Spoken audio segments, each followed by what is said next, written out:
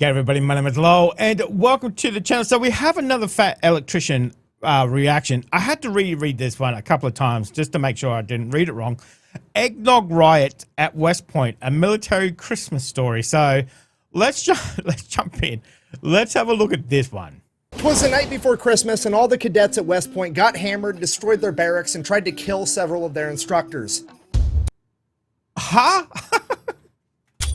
What? Today we're talking about one of the greatest military Christmas stories of all time, the West Point Eggnog Riot of 1826. But first, a word from our sponsor. This video is brought to you by the greatest sporting goods store retail location on the planet, Shields. And if you don't live near one, they have an even better online store that's got satisfaction guaranteed and price matching, so make sure to go check them out. And then of course we have one of our newer sponsors, PermaSafe. They are industrial strength disposable gloves. You can put like a gallon of water inside these things, they still won't break. That's quality jiggling right there. If you actually work with your hands, you need some PermaSafe rubber gloves, okay? You're just trying to get 40 hours on your paycheck. You're not trying to go home and give your wife a UTI. Keep your hands clean with PermaSafe disposable gloves. Now, you're gonna feel some pressure. Back to the video. All right, important background info. West Point, the prestigious military academy, was created in 1802, and from 1802 to 1817, it was a complete shit show. It had a terrible reputation for being complete and utter chaos pretty much all of the time. Cadets were allowed to come and go as they pleased, and then when they did show up, they were too preoccupied drinking or dueling one another to actually learn how to become effective military officers. God, when I think about West Point, you hear about, obviously military, you think of that discipline. Okay. Cue this man, Colonel Sylvanus Thayer. He's going to be hired as superintendent in 1817, and he's going to turn this ship around. He's going to come up with all kinds of radical rules, and because of this, he is regarded as the father of West Point. And when I say radical rules, it was basically just him pointing out obvious shit that we shouldn't be allowed to do anymore, like get drunk all day, kill each other in duels, and you actually have to show up to class. The hardest of these rules to enforce was the no drinking, because there was 3 places to buy alcohol in very close proximity to West Point. They had North Tavern, which was pretty much on West Point. Then you had this little general store type deal ran by a guy by the name of Benny Haven and his wife Leleda. And then right across the Hudson, you had Martin's Tavern. So Thayer, in his war on alcohol, buys the building that North Tavern is in, kicks them out, and turns it into a hospital. Then he instructs Benny Haven and his wife to no longer sell alcohol to any of the cadets. The only tavern left after that is Martin's Tavern, but that's across the Hudson River, so he just leaves a guard on sentry duty at the dock where the boats are 24/7 to keep any cadets from going over to that tavern. That's it. The alcohol problem is solved. Or so they thought, you see, because Benny Haven over here is one of the boys. He was a veteran of the War of 1812, so he keeps selling alcohol under the table, hush hush, to all the cadets. This goes on for a couple years, and then Thayer finally catches Benny and his wife selling alcohol, kicks them off the West Point campus, and the rumor is they are the only 2 people to ever receive a lifetime ban from the military academy. Now at this point, Benny and his wife have essentially lost their job and their home. Pretty much anybody would be begging for forgiveness and promising not to do it again, but Benny and his wife Leleda are the #1 supporting characters in this story because they decide that they're going to buy a fishing shack right on the Hudson River, right outside of West Point, where all the cadets could get to them. Benny's new tavern, though, is only accessible from 2 different routes. You have to either get there by a boat on the Hudson River, or you have to crawl down a 60-foot steep cliffside that has stone stairs carved into it, meaning that it is treacherous for pretty much anybody, especially if you're drunk. And whether Benny intended it to be this way or not, this actually discourages pretty much anybody except for a bunch of cadets that are trying to avoid from being caught from drinking at his tavern. So his tavern is essentially just West Point cadets all the time. The only problem with that is that the West Point cadets don't actually make any money, so Benny decides he's going to give everybody a year-long tab, and he's willing to let them pay off their tab in barter, and the only thing he's not willing to accept is West Point military uniforms. He accepts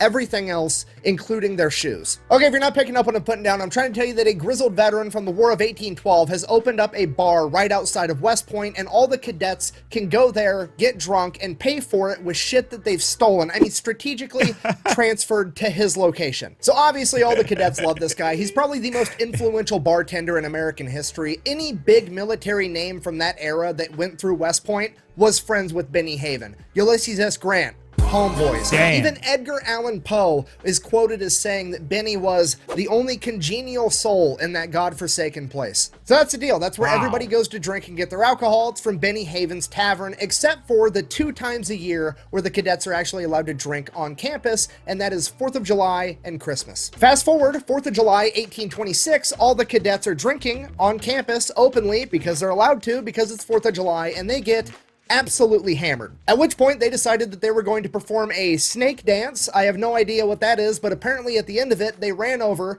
picked up the Commodore of West Point, Major William Worth, carried him off to the barracks because they liked the guy so much, they wanted to kidnap him so they could go drink with him. Because of this, Superintendent Thayer decides that they went too far and that there's just going to be no more drinking ever again at West Point. Fast forward later that year, December 22nd, 1826. It's almost Christmas, and for the first time since West Point's inception, the cadets are not going to be allowed to throw a Christmas party on Christmas Eve and have everybody get hammered on eggnog. So obviously they're going to do it anyways and just try not to get caught, but I mean, worst case scenario, they do get caught. What's really going to happen? You'll be shot for this? Nah, I don't think so. More like chewed out. I've been chewed out before.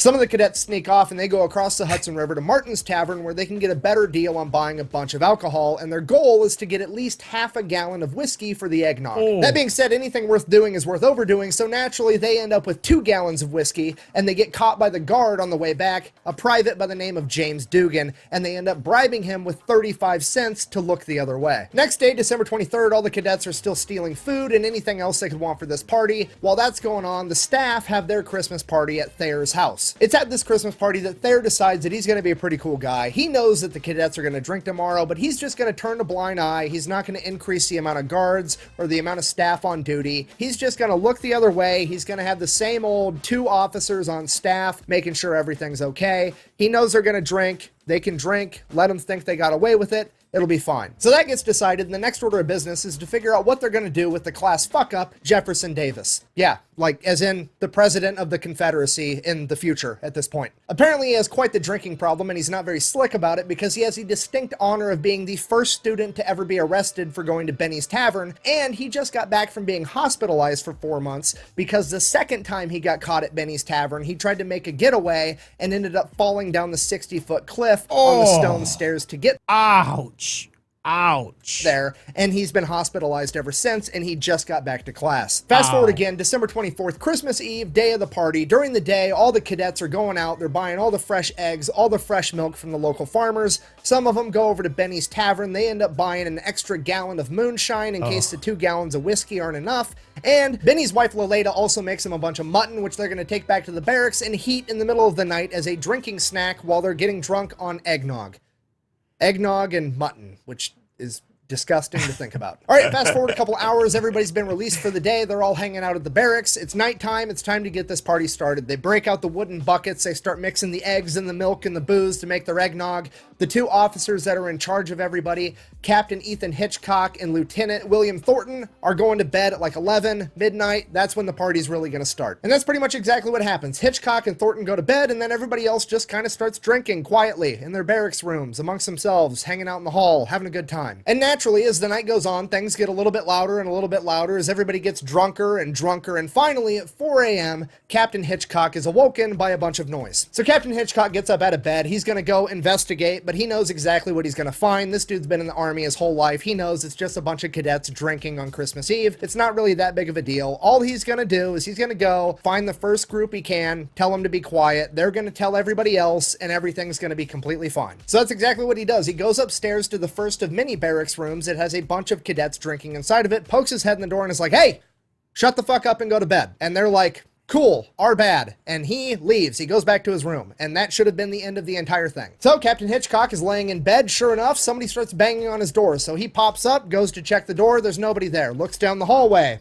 Nobody there. That was weird. Whatever. I'm gonna go back to bed. Lays back down. 5 minutes later, somebody bangs on his door again. Goes over, checks the door. Nobody's there. Looks down the hallway. Nobody's there again. shuts the door, stomps on the ground like he's going to lay back down in bed, and waits there for like 30 seconds. Somebody bangs on the door again. He opens the door, and all he catches is the ass end of a bunch of cadets yelling, "Tally ho, Hitch." Okay, now it's on. He was trying to be cool. You guys are being drunk assholes. Now there's going to be consequences. So he goes upstairs. He starts kicking in doors, chewing people out, writing down people's names. He gets to one room. Two of the cadets try to hide underneath a blanket, and another guy tries to take his hat and cover up his face so he can't write his name down. The dude's under the blanket. He's like, "Take the blanket off. Quit fucking around." Whatever. They take the blanket off. He sees who they are. Okay, cool. Dude with the hat won't take the hat off of his face. He tries to walk past him. He ends up pushing him back into the room, and he's like, "No, take the hat off your face so I can see who you are." And the dude doesn't do it. So he's like, "Take the hat off, or I'm going to take the hat off for you." And then he rips the hat out of the dude's hands, sees who it is, writes down his name, no big deal, goes over to the next room. Now, the logical thing to do here would be to go to bed and deal with your punishment in the morning. However, since they're drunk assholes at this point in time, they decide that since Hitchcock actually touched one of them, that it was an attack on their honor and they needed to retaliate. So they went and got bayonets and knives and pistols, and they were going to hunt Hitchcock down and kill him. Cut back to Hitchcock. He's making his way through the barracks. There's drunk cadets laying down in the hallway. It's a complete shit show. He makes his way into one of the bigger rooms. It has like 20 cadets inside of it, at which point he explains to them that because there's more than 12 of them, this technically constitutes as a riot, and starts reading them the riot act before informing them that they're all under arrest. Then, after placing all of them under arrest, he tells the cadet in charge of this like area or this room that he needs to open up all the foot lockers so he can find all the booze and get rid of it. And that cadet is like, "No thanks," and he goes and lays down on the floor and falls asleep. At this point, fucking Jefferson Davis, the future president of the Confederacy, runs in, slams the door behind him, holding the door while looking at it, and is like, "Guys, hide the grog, Hitchcock's coming."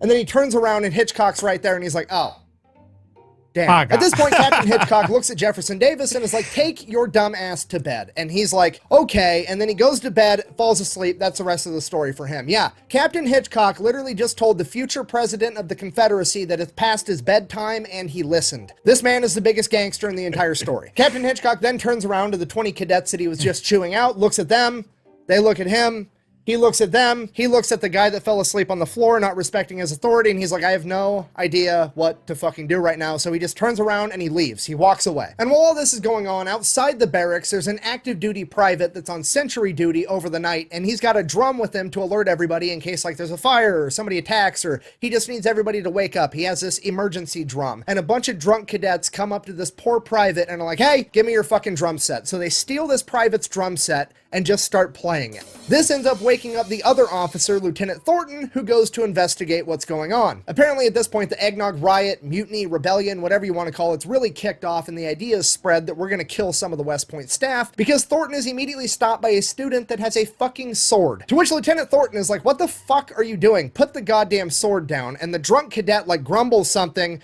throws the sword on the ground, and then falls asleep on the floor. Cut back to Captain Hitchcock, who has an angry mob of students hunting him, and he has no idea. He's come up on another room of cadets that have barricaded themselves into their room, and he's trying to kick the door down. And he finally kicks the door in, and one of the cadets pulls a pistol and fires, and at the last second, one of the other cadets hits the pistol up, and the bullet hits the door frame right next to Hitchcock. And Hitchcock is like, "Holy shit, okay, things are getting out of hand, it's time to go get help." Cut back to Lieutenant Thornton, who just got done dealing with the cadet with the sword, and then he hears a gunshot, and he's like, "What the fuck is happening right now?" So he goes to investigate that, and on his way there, one of the cadets hits him in the head with a piece of firewood and knocks him unconscious. So Hitchcock makes his way out of the barracks. He's going to find help. He runs into Private James Overton because he was looking for him, and James Overton is like, "Hey, your cadets stole my drum set. What the fuck?" To which Hitchcock is like, "Yeah, well, they just tried to kill me, so obviously things are out of control. Why don't you go get the comm?" Now, when he said, "go get the comm," he meant Commodore William Worth. However, the cadets that were off to the side overheard him, and they thought he said the bomb, and they took that as he was referring to the bombardiers, which, if you don't know, West Point wasn't just a college at this point, it was also an active military base, and on that base was a bunch of bombardiers, or artillerymen. And the cadets and the artillerymen absolutely fucking hated each other and had this huge rivalry artillery, and in the cadets' drunken stupor, they took that to mean that the artillerymen were going to show up and start like shelling the barracks, or at least like try to attack them somehow. So they spread the word, and all the drunk cadets start fortifying their barracks for an attack. They're putting all the furniture in front of doors, they're breaking out all the windows, they're loading whatever guns they have, they're getting ready for an actual fight. It is at this point that Captain Hitchcock hears the bugle playing, meaning that it's time for everybody to wake up, or so he thought, because he turns around and realizes that a bunch of drunk cadets had stolen the bugle and were playing it too. He then just kind of stands there for the next couple hours watching all the cadets fortify the building for an attack that's never coming as they break out windows, ruin a bunch of furniture, and then eventually they all get quiet and pass out drunk, waiting for this attack to come that never actually comes. So then the real bugle does actually kick off, and all the other people start showing up. There's a couple of barracks that weren't actually involved. All those cadets start showing up. The rest of the staff, Superintendent Thayer, and everybody's like, what the fuck happened? There's broken glass everywhere. There's mutton vomit all over the place. There's drunk privates out in the field with a drum set. Like, what is happening? So then Captain Hitchcock goes over, talks to Thayer, explains everything that happened, and he's like, what do you want me to do? And Thayer, the dude that knows everything, like total hard ass, he's like totally in charge. Even he's like, I have no idea. So they just kind of go about their day like nothing happened, and then slowly over time they kind of figure out, okay, well, we have to do something. So they launch a little internal investigation. They figure out that there's like 90 cadets involved in this riot, and 90 is like roughly a third of all of West Point. So obviously they're not going to be able to kick out everybody. So they decide they're just going to take like the top 20 worst offenders and they're going to expel them. And like all but 2 of them were invited back the next year. So basically it was just a for show punishment. Some of the more notable names of people that were expelled include Hugh Mercer, who ended up being a general for the Confederacy in the Civil War. Then you had Samuel Roberts, who ended up being the Secretary of State for the Republic of Texas. You've got Benjamin Humphreys, who was expelled, who ended up being also a Confederate general and the governor of Mississippi. Jefferson Davis famously didn't get a punishment at all. And then you had John Campbell, who they tried to expel, but he argued his way out of it, and he went on to sit as a Supreme Court justice later in life. Which, I mean, you have to admit, between a bunch of future Confederate leaders getting in trouble for a grog mutiny and a future Supreme Court justice arguing his way out of his punishment, it's some of the best examples of foreshadowing I've ever seen in my entire life. In conclusion, the moral of the story is that if you're gonna do the wrong thing, do it with a lot of your buddies, because they can't get all of you in trouble at the same time, because teamwork makes the dream work, even if the dream is to be an asshole on Christmas Eve. Thank you for watching. Best way to support the channel is go buy some merch over at thefatelectrician.com. Happy Christmas, Merry, whatever the fuck you celebrate. Quack bang, out. I'm gonna go drink some eggnog. And Laleda even makes them a bunch. I keep wanting to say fucking hummus. It's not hummus. It's what the fuck is it called? Damn it! Mutton. Fucking mutton. Why am I getting mutton and hummus in my fucking head? Oh my god. That is not, when you think about West Point, you know, that is not the thought that would come, you know, undisciplined mutiny especially. But those people that he was calling out, I have no idea who they are. Never heard of them before in my life. But obviously men of importance at one point. But that's crazy. That's crazy. Trying to kill, you know, the staff there and drink, I tell you what, it make you do crazy things. But as he said, if you're going to get in trouble, definitely do it with a bunch of mates. That way they can't punish you all at the same time. That's exactly right. That's good life advice there. But that was fantastic. Great way to tell a story. Kept you on the edge of your seats, like, what is going to happen now? What could possibly happen now? But that was hilarious. Hilarious. It's just like, oh my god, you could just get this imagination of these drunk kids running around with swords and bayonets and throwing furniture in front of the door and whatever. Oh my god, that's crazy times. Crazy times. So let me know if you enjoyed that little Christmas story there from Nick, the Fat Electrician, guys. We'll be back next time. Make sure you stay safe. Merry Christmas to you, and I'll definitely see you in the next reaction video. Oh, you're still here? You want more content? Why don't you check out my Patreon down here? You'll get plenty more content and some exclusive videos over there too. If not, why not check out this one over here?